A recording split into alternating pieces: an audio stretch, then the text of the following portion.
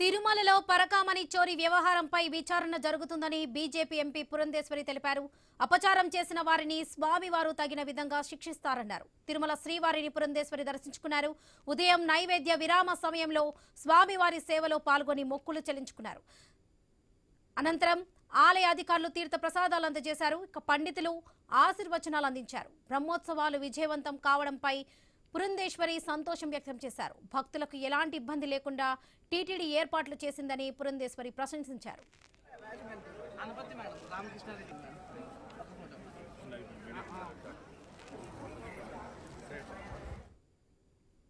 మనందరికీ తెలుసు, చైర్మన్ గారిని, ఈఓ గారిని, అదేవిధంగా బోర్డు మెంబర్స్ని, ప్రతి ఒక్కరిని కూడా సేవ చేసినటువంటి వారిని ప్రతి ఒక్కరికి కూడా నా అభినందన ముందుగా నేను తెలియజేస్తున్నాను.